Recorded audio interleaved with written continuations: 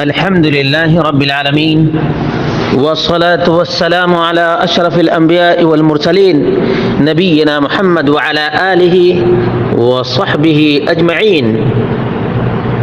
قال الله تعالى: يا أيها الذين آمنوا إن جاءكم فاسق بنبأ فتبينوا.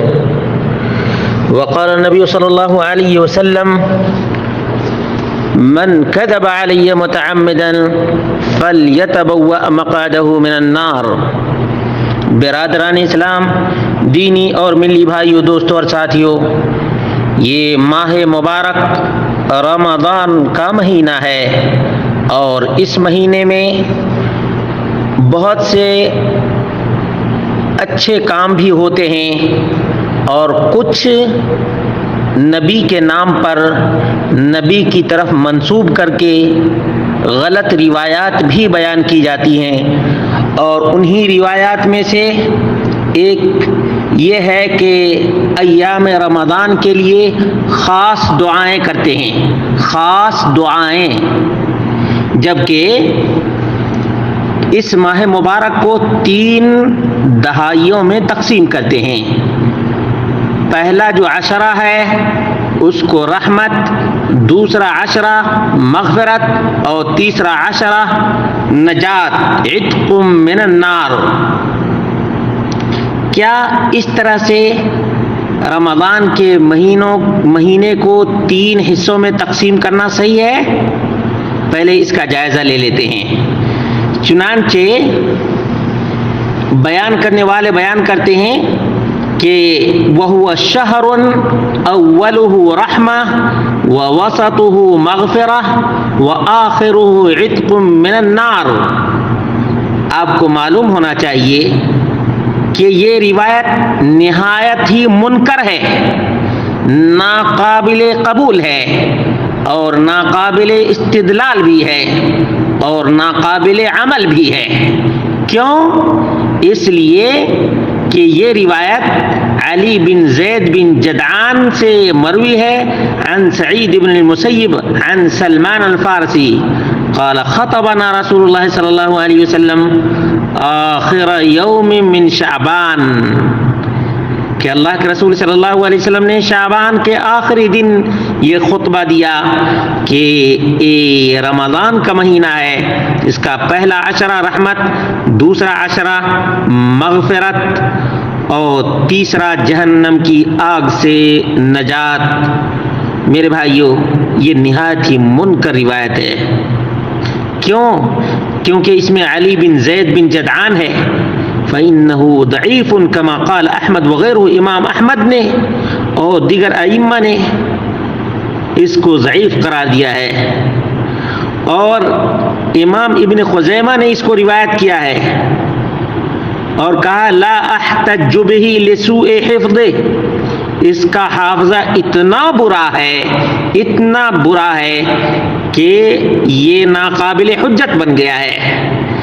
جب یہ 3 حصے رمضان مبارک کے کرنا درست نہیں ہے تو کیا تینوں عشرہ کے لیے الگ الگ دعائیں، جیسا کہ اس پوسٹ میں الگ الگ دعائیں بیان کی گئی ہیں، پہلا عشرہ رحمت، رب اغفر وارحم وانت خیر الراحمین، یقیناً یہ دعا کر سکتے ہیں، جب چاہیں تب کر سکتے ہیں، بالکل اچھی دعا ہے، بہترین دعا ہے، بہترین اس کے معنی ہیں، لیکن کیا مطلب اس کو پہلے عشرہ کے لیے خاص کرنا چاہیے؟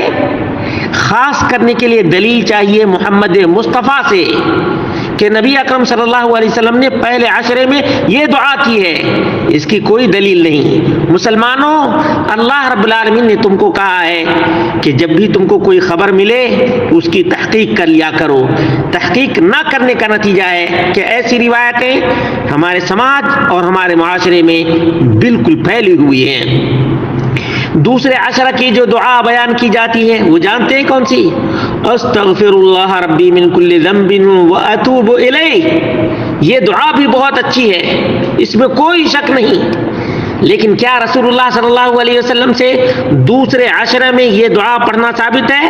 نہیں۔ کوئی دلیل نہیں، کوئی ثبوت نہیں، کوئی برہان نہیں، کوئی پروف نہیں ہے۔ اس لیے مسلمانوں ہوشیار رہو، اس مہینے کا تقسیم نہ کرو، ویسے جتنی دعائیں چاہو، رمضان کا برکت والا مہینہ ہے، خوب دعائیں کرو، خوب دعائیں کرو، بغیر کسی تخصیص کے، بغیر کسی تعیین کے۔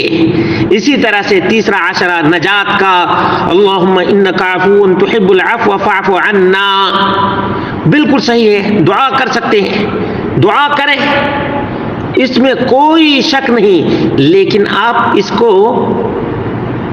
3 حصوں میں تقسیم نہ کریں، اور اس دعا کو صرف اسی کے لیے خاص نہ کریں، بلکہ دعائیں کرتے رہیں، خوب دعائیں کریں۔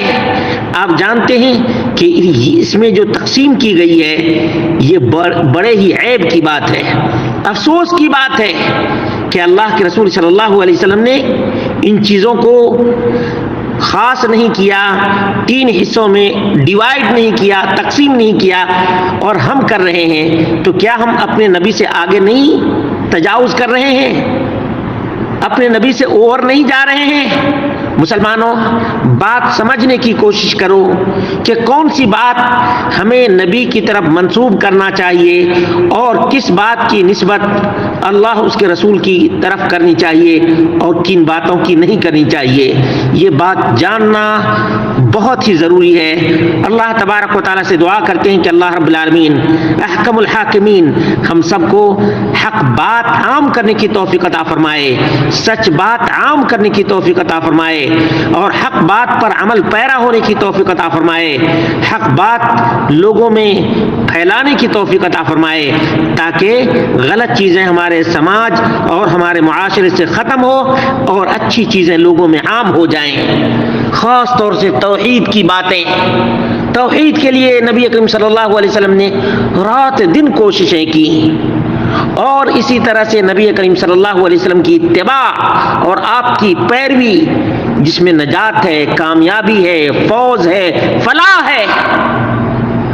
لیکن ایک بات یاد رکھیے، جس بات کے بارے میں ہم نہیں جانتے کہ یہ نبی کریم صلی اللہ علیہ وسلم کا فرمان ہے یا نہیں ہے، ہمیں اس کے بارے میں یہ نہیں کہنا چاہیے کہ یہ دین کا حصہ ہے۔ دین صرف اور صرف وہی ہے جس کو اللہ رب العالمین نے قرآن کریم کے اندر بیان کیا ہے، اور جس کو محمد مصطفیٰ صلی اللہ علیہ وسلم نے اپنی عملی، قولی اور تقریری سنت کے ذریعے سے بیان کیا ہے۔ اللہ تبارک و تعالیٰ سے دعا کرتے ہیں کہ بارے الہ ہم سب کو حق بات سیکھنے کی توفیق عطا فرمائے، اور حق بات کی پیروی کرنے کی بھی توفیق عطا فرمائے، اور حق بات عام کرنے کی بھی توفیق عطا فرمائے۔ اقول قولی ھذا واستغفر اللہ لی ولکم ولسائر المسلمین والحمد للہ رب العالمین۔